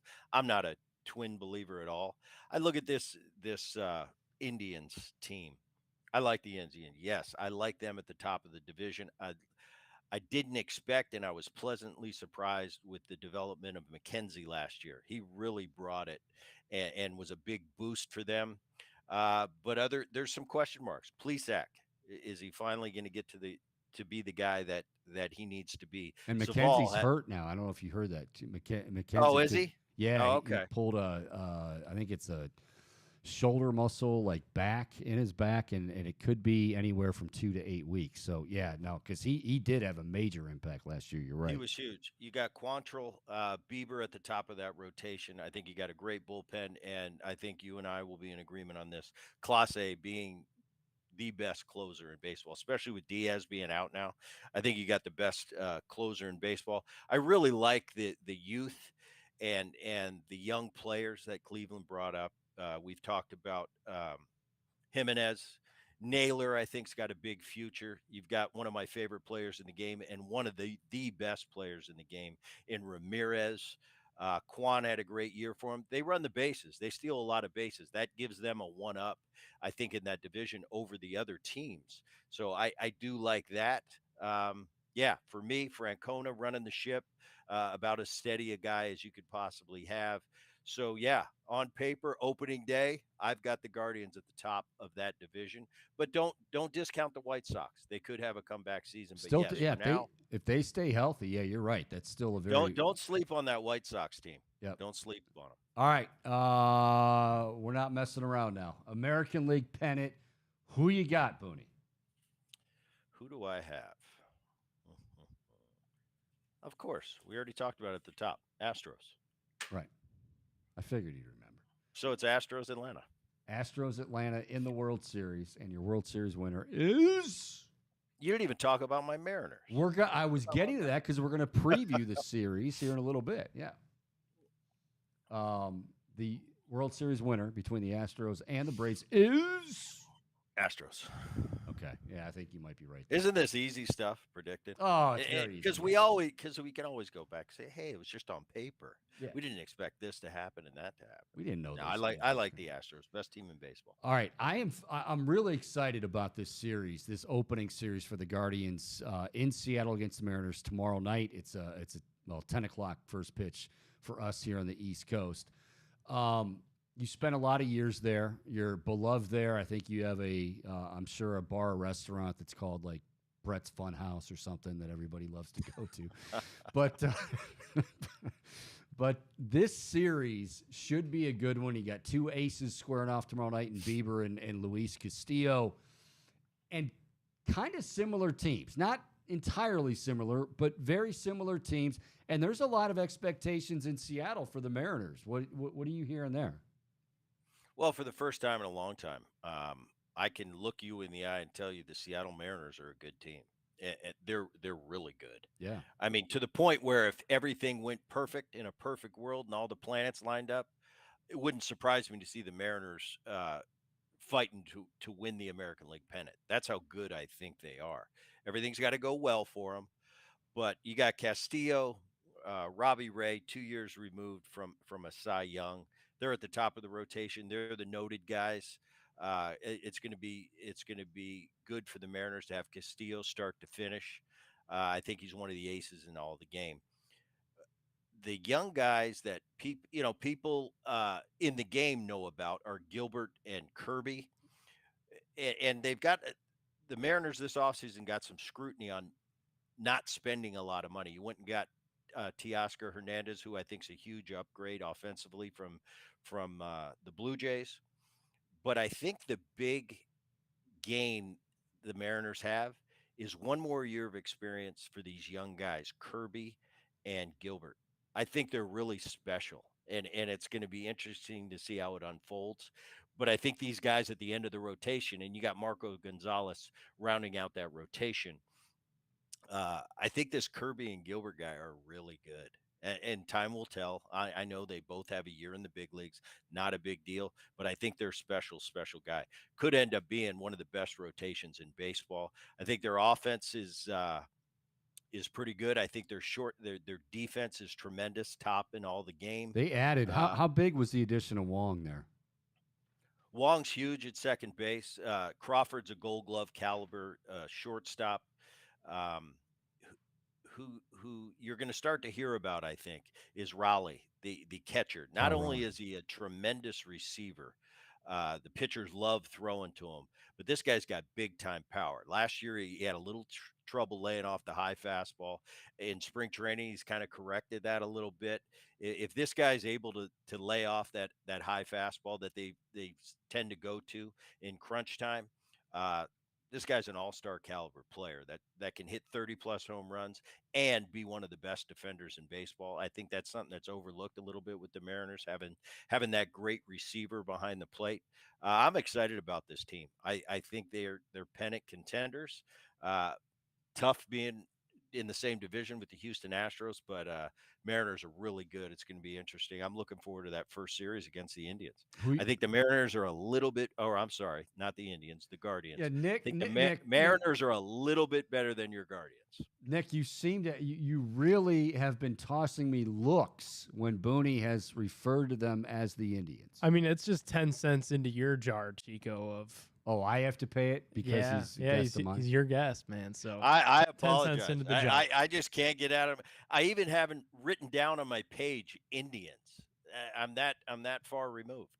It's all right, Boone. We'll forgive you. And I, obviously, if this jar becomes too expensive, well, I'll just be mailing it to Southern California, and you can take care of that. All right. And I know you will. All right, real quick on the Boone podcast. Who we got coming up? I know, as I said, for those of you that missed it last week, he had Bernie Kosar on the podcast. Said he loved him, which means I'm sure he's gonna, be asking me to be on the podcast at some point too. But anyway, who you got coming up on the pod there, Bernie? Tomorrow, a little more preseason. We got Jerry Krasnick. He's with the MLB Players Association. We got him tomorrow. We're gonna have next week. We got Mike Greenberg. is coming Wow. up in the podcast, and we're going to go for a first time. Well, that's not true. Tyler Kepner has joined the program a few times, but Like him. I've interviewed him. Yeah, good guy. yeah, Ken Griffey Jr. is going to come back on early next week. So those will be my next three: Krasnick, Greenberg, and Jr. Interesting. Who holds more clout in Seattle? You, Buhner, or Griffey? That's not fair. You know, that's putting me in the Michael Jordan. You are Michael Jordan. You are Tiger Woods. Ken Griffey Jr. Is Seattle baseball. Yeah. And he separates himself from the rest of us quite a bit. I'm a little closer to Buhner. Buhner's one of the fan favorites. They still love Jay in Seattle, but when you're talking Griffey, there's Griffey, and then there's everybody else. Yeah, I agree. All right, he is Bret Boone. Again, check him out on the Bret Boone podcast, and of course, you can follow him on Twitter as well at the Boone. That's BOONE29. Booney, appreciate it. Looking forward to doing this each and every Wednesday during the Major League season. You killed it again, and looking forward to this series as well between the Guardians. And do you mess it up consistently on your show, or is it just me? I did last year. I have. You're getting better at it. Well, you've really got no excuse. You're in Cleveland. You're a Cleveland guy. You know, we talk about the Guardians once in a while, and usually with Chico, I'm talking about the Guardians. So well, Booney, I'll try to make a point of it, but I don't want to get in trouble with I was going to say, I think people over there in Cleveland. I think if you made a concerted effort, maybe instead of 4 hours with those dumbbells and curls and all that stuff you're doing in the gym, maybe spend like 2.5. And then give us like 90 minutes of Guardians. I'll tell you, Albert Bell would appreciate it. He still says Indians. He won't say Guardians. That's right. You've had Albert Bell on the podcast as well. Yes. One of my favorites. Big deal. Booney, appreciate it, buddy. Thank you so much. You got it. All right. See you, Chico. That is Bret Boone, the former All-Star second baseman. Likes the Guardians a lot this year. Okay, a little biased, but I think what is there not to like? I mean, I'm not saying they don't have holes. I'm not saying that they are clearly, I'm not saying they're the Astros or anything like that, but in that division. Now, he's right about the White Sox. The White Sox, it just seemed like 2-3 years ago, I remember thinking and saying, and I wasn't alone in this sentiment, that the White Sox, when they did arrive, because they had young guys and young pitchers and a young lineup, but when they got there, like they were going to rule the Central Division for like 5 years. And it's just never materialized because some of those guys, haven't materialized. They've had a lot of injuries, but that's still a good team. Now, they lost their closer, Liam Hendricks, due to illness. But, yeah, the White Sox, I'm definitely not sleeping on. But I just think the Guardians build off what they did last year. Guys take that next step. And again, you got the best manager in baseball in Terry Francona. All right, 216-626-7901 is the number to get involved. 216-626-7901 here on the Chico Bormann Show on the Big Play Network. If you want to chime in, we got any comments? Anybody? Any predictions? Yeah, your predictions are certainly welcome too. And you can get, for instance, is this the year Jose breaks through and wins the MVP? I have gone on record on another show saying that, yes, this is going to be that year. If he's healthy all year, I think he gets it done. Chico, we did have someone asking a question. Now, it's not totally about on the field related, but asking about how the thing with Bally Sports, how that could impact, if that could have an impact on the Guardians this season and moving forward, if you expect anything out of that. I actually have something on that. So we had Curtis Danberg also with the Guards. What's his title, Chico? Do you know? I don't want to. I hate butchering. I believe he is Senior Vice President of Communications. I believe you're right. Yeah. So him and Bobby D work very closely. So together. Curtis, obviously SVP Communications, guy that's in the know about what's going on, communicating to the fans what's going on. He told us as far as viewership goes, business as usual until they're told otherwise. So tomorrow, opening day through, the foreseeable future, they're going to be on Bally's. It's also out of the Guardians' hands. It's currently in the legal hands, and it's a league issue. So the league ultimately is going to have the final say. But he did say they're going to be on TV regardless. Like, say the bottom completely falls out on Bally, somebody's going to scoop them up and quickly, and the Guardians are going to be on TV. It's not like it's going to be a situation here where you're not going to be able to find them. They are still going to be on Bally Sports, on that channel. And if the Bally name isn't there, somebody else is going to be there. The Guards are going to be on TV. Well, I'm glad you said that because, well, two things. One, it is not just the Guardians. Like, there are many teams affected by this, but as it stands right now, and I would have thought that myself. It's always nice when a guy who is in the know, like Curtis, says it as well. Yeah, I mean, I think we're a long way from this thing going through. Yeah. What we do know is, Bally's, and not a lot of people were happy with them, the way things have played out. We won't get into all of that. But, you're not going to miss any Guardians games. They're going to be on Bally's tomorrow night and for the series in Seattle. And so you'll get, Matt Underwood and Rick Manning and Andre Knott and that whole crew that does a great job. So it's going to happen. And if there is ever probably a point, where they are pulled off that channel, or if there is a little bit of a viewer change or viewer experience change, I mean, the Guardians are going to let you know. They'll be on a PR blitz. They'll be on this show with Chico. They'll be on Fox 8. They'll be on all the stations, 19.3. They'll have the word out of where to watch them. They want your eyeballs, and for the foreseeable future, business as normal is what Curtis told us on Big Play Reflog on Monday. Business as usual. Boom, you got anything else? You got anything you want to chime in? As far as commentary goes on YouTube, and you can check that stream out, the Chico Bormann Show on YouTube. We're live. Submit a comment.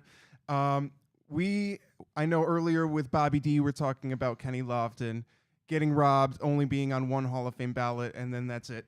And we actually got a couple of comments showing love, saying that Omar should be a Hall of Famer. All right, here's the reality. And Omar was not a layup to get in. I thought he should be in, and I believe it or not, I do try to not look at this through Guardians' eyes and all that stuff. Omar Vizquel he played during in a time where, like, and I've heard the negative people say, well, my God, he wasn't even the best in the American League. You had Jeter, you had A-Rod, you had Nomar Garcia-Paz. He wasn't even, okay, well, I can't fault him because there were, great hit.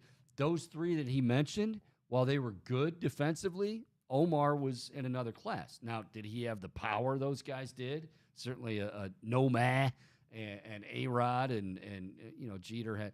No, but here's the reality. Omar had some stuff come out about, I think it was domestic violence, and I'm not going to pretend to know all the details or what happened, but it hurt him. Like, he was approaching that 75%, or at least in the neighborhood, and he had a pretty precipitous drop. And I mean, I don't think it takes a genius to figure out that was the reason why. So, I mean, I think he should be in. I don't think that one's a layup either. Of the two, like, this one's good. Of the two, all the off-field stuff aside, Omar versus Kenny. Now, Omar played a lot longer, okay? And Omar was still very, very good for a lot. I stand by what I said about Kenny Lofton.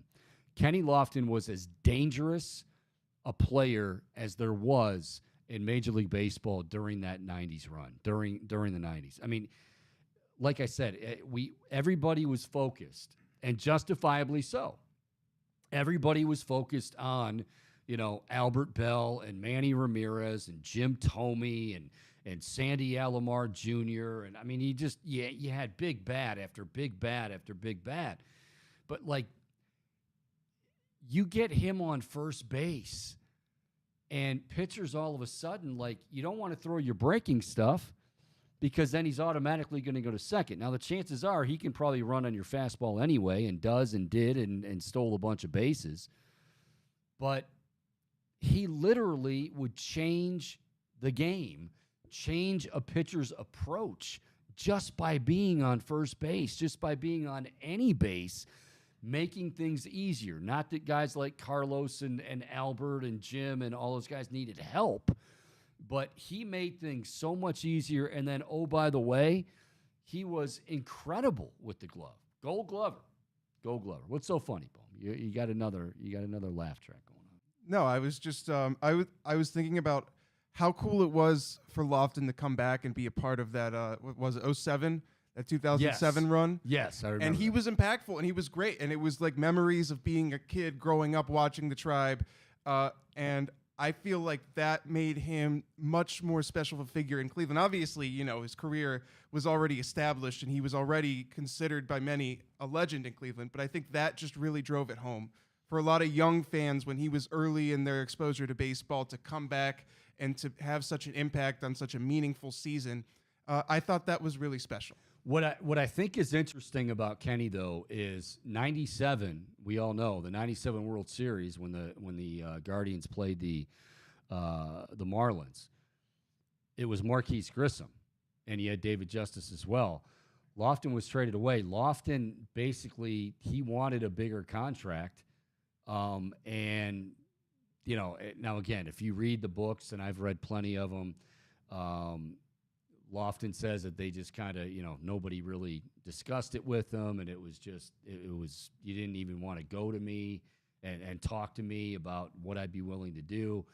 But he basically wanted paid, and the Indians weren't going to go to the extent that he wanted, and he got shipped away.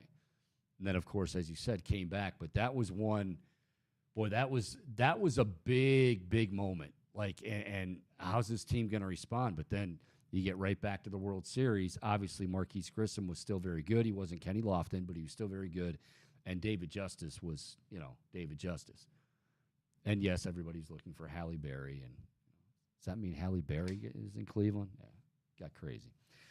All right. So, again, plenty of baseball to get to. We're going to continue tomorrow. Not as much, but we will talk to Zach Meisel of The Athletic. He will be in Seattle getting ready for game one of the season and the series between the Seattle Mariners and your Cleveland Guardians. It'll be Luis Castillo on the mound for Seattle against Shane Bieber. As far as other news going on, I was I was shocked that the NFL. I realize anything else as far as Roger Goodell goes shouldn't shock me, but the NFL actually wanted to get Thursday night games flexed. Okay.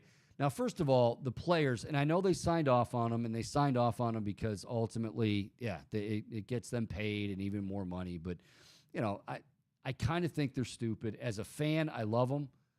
You know, it's nice to how great is it to have, you know, football on a Thursday night? And let's be real, everybody seemingly plays fantasy football. So, hey, another night of enjoying your fantasy team and all of that stuff, even better.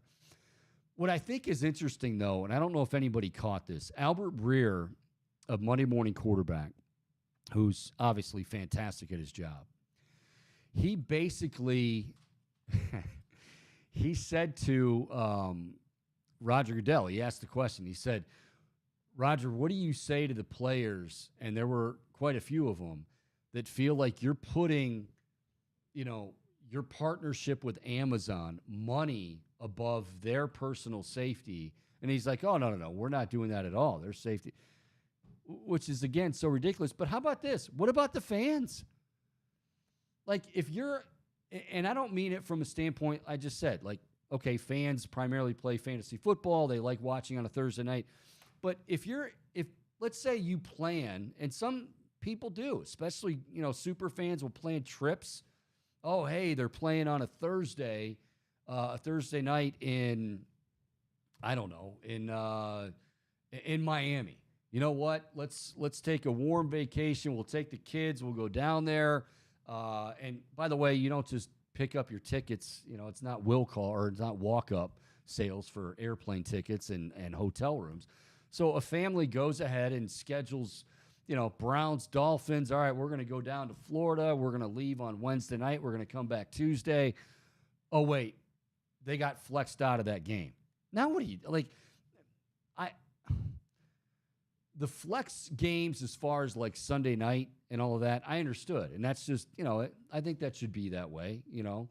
But why the need to feel you got to do that on Thursday other than Amazon's paying a lot of money and Amazon is in Roger Goodell's ear saying, hey, you know what? We want to get the best matchups. Well, yeah, obviously those matchups haven't been great. But at what point do you Roger Goodell doesn't give a damn about player safety, and he doesn't give a damn about the fans. He just doesn't. He knows the fans are going to be there regardless. He knows the fans are going to be packing the stadiums. They already are. He knows the fans are going to be tuned in, whether it's Amazon, whether you got to be up on your roof, you know, with tin cans and tin foil trying to find whatever channel it's on. You'll find it because it's the NFL, and he preys on that. But, like, why would you even – I can't even believe that was a topic. And for right now, they're going to table that. But, like, how do you even get that one by? Yeah, if I'm Roger Goodell, or if I'm a player, any NFL player, I'm taking offense to that. Like, it's just the audacity to say something so absurd and lie through your teeth like that so blatantly. I just don't know, like, how he thought he could get away with that clean. Well, and – again, Albert Breer, the way he phrased that, like he said, what do you say to the many players? Because there are many players that feel like, and I don't want, listen, I don't want anybody, I don't expect anybody to feel bad for the players, okay? They signed off on this, you know, in the CBA, and they get paid very handsomely, and with the television money, you know, they see all of that as well. But I just, this is where I wish Roger Goodell would just, I don't want to say be honest, like, okay, there's certain ways you can say things, but he phrased it in a way, when Albert Breer, the way he phrased that question, you know, what do you say to those players? Oh, well, that's something we got to look into. We don't do that. We don't do that at all. We don't put anything above player safety. We don't put anything above the fans. Shut up. You know, like, this is why the guy only talks like once or twice a year, because every time he talks, it's just complete BS. But because it's so damn popular and profitable, nobody really, you know, it just kind of gets swept under the rug. How about this one, Chico? This just popped into my head. What about, like, the stadium workers? Think about when you go to a game. Good point. And the people that are working concessions. The 500 sections that the Browns have at that stadium. There's an usher that stands and mans that entire section. So 500 of those folks, you know, the custodians that donate their time basically to clean up the place after the game. Oh, yeah, I got to work Thursday. Oh, whoop, nope. Now I have to work Sunday. And, you know, it just messes with everything. How about the families of the players that travel, you know, that aren't boarding the flights with the team? You know, they're booking their own Frontier, Expedia flights just like everybody else. So there's a lot at hand when you talk about flexing Thursday nights. And, I can't believe that it made it as far as it did this time through. Yeah, and it's tabled for now, and I don't think it's going to happen right away. But what I think is very concerning, like I said, this proposal itself, yeah, okay, it's about the players and safety and whatnot, but the Thursday night football in general has been about player safety. This one to me is just a direct middle finger right to the fans of the NFL. Like, we don't care if, and I mean, that's a lot of money for a family. That's a lot of planning. And to just say, oops, sorry, Amazon wanted this game. Okay, what do I do with my tickets? Nothing I can do. Like, come on. See you Sunday at 1 o'clock. Yeah. Oh, we could get you tickets to this game if you want. No, that's not really going to help me, Raj. Thanks. But enjoy your – what he just signed a new deal, which wasn't a big surprise because, again, it's profitable. I think that dude makes $65 million. $65 million a year. He gets to keep the private jet too, right? That's still on his contract. I think it's parked right out here at Burke Lakefront Airport. Yeah. That's whose it was. I think it just says Raj on it. All right. You want to chime in here as we close things out? 216-626-7901. You can also check us out and add comments on YouTube. Type in the Chico Bormann Show. If you have not subscribed, please do subscribe. And by the way, speaking of all of that, thought I still had it, but of course I erased it. We have our Brian Sipe. Yeah. The Brian Sipe signed jersey, the giveaway. We are going to officially give it away on Friday's show. Not just the Brian Sipe jersey; it's autographed by the former MVP, and you have a chance to win it. And it's a pretty damn simple process. You go to Twitter, and you basically now you got to do a couple things. We're not going to make it. We can't make it that easy for you. But we do have a couple ways for you to win. You go to Twitter, right, Nick, and retweet the link, giveaway. The giveaway. Retweet the giveaway. And then I'm not finding it on my... Yeah, all you have to do is find the giveaway on Twitter. You retweet that giveaway, and then you subscribe to Chico on YouTube, and you're entered to win that Brian Sipe jersey. Like Chico said, it's signed. We'll send it right to you. One lucky fan. We're going to announce it on Friday. All right. We'll win that signed Brian Sipe jersey. All you got to do is retweet it on Twitter, subscribe to the YouTube channel, and you'll be entered to win. Tune in Friday to see who gets it. Sounds good. All right, so we'll do that again on Friday's show. A lot of baseball, as I said, continue tomorrow as the Guardians do open up in Seattle. So Zach Meisel of The Athletic will join us, and we got some other things because I'm curious how things are going to play out at these the owners' meetings are still going on, obviously, in Arizona, and we might have some we might have a few happenings by Friday, so put it that way. And then the other thing I want to get to is the Masters is right around the corner.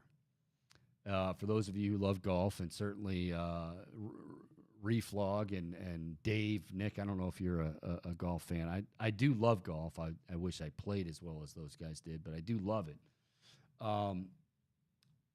PGA and the Live Tour, who basically hate each other. And this isn't one of those like in wrestling, like, oh, you gotta act like that. No, this is real. Like these. There's been barbs traded. I mean, Phil Mickelson now looks like a clown. Freddie Couples pretty much called him one. Will there be drama? Like, you're going to tune in for the Masters anyway. At least I will. I'll certainly tune in for the Masters. But people will be tuning in just to see, are there going to be no, I don't think we're going to see Happy Gilmore and Bob Barker rolling down a fairway or a side hill or anything like that. But there's going to be some cold shoulders. There's probably going to be some interesting interviews with the media after, because the media is going to have to ask those questions. It's going to be a lot of fun. We shall see. Cavaliers fall last night. Winding down the season, 4 left? And we're waiting for the postseason to begin. It's going to be the Knicks, and we're going to have much more on that coming up next week on the show as well. So looking forward to all of that. We had a great day talking baseball. Bohm peed his pants. He was so excited over there. It's all right, Bohm. You can clean it up later. But we thank Bob Dibiasio, Senior Vice President, Public Affairs, 45th opening day with your Cleveland Indians. And remember, he said 45th opening day, 44th with the Guards.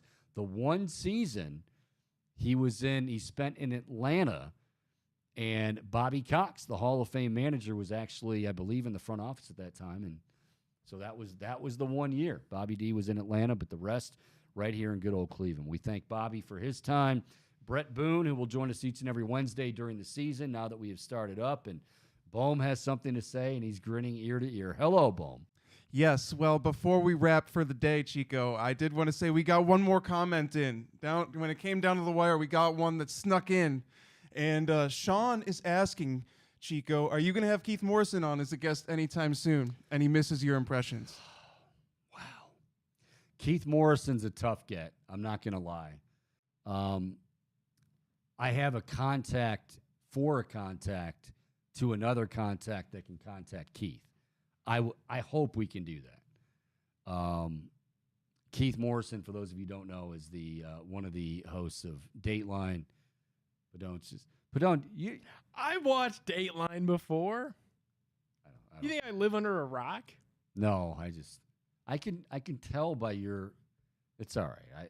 I mean, it's one of those things where I'm getting older, so like things that I never watched Dateline 20 years ago, but now it's awesome. Keith Morrison, like, what makes him so great is he is a fantastic journalist, fantastic reporter, all that stuff, but he always asks the obvious questions with like these very strange looks. Like he'll go in and he'll say, he's talking to a gas station attendant, right, who got shot. And the gas station attendant, is sitting in front of Keith, and he's like, "Oh, so you got shot? What? Tell us what happened." So the guy will be like, "Well,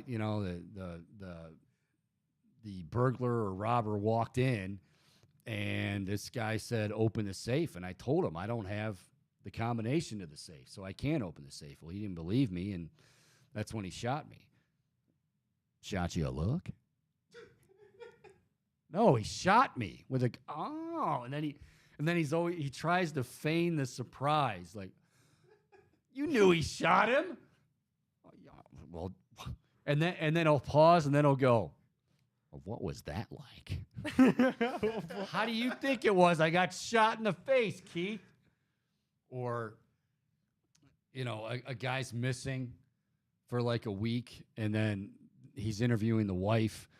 And he's like, so, how did you find out? And she's like, well, the police came to the door and said that they, after about 4 days, they found his car on the side of the road, and he was in the trunk.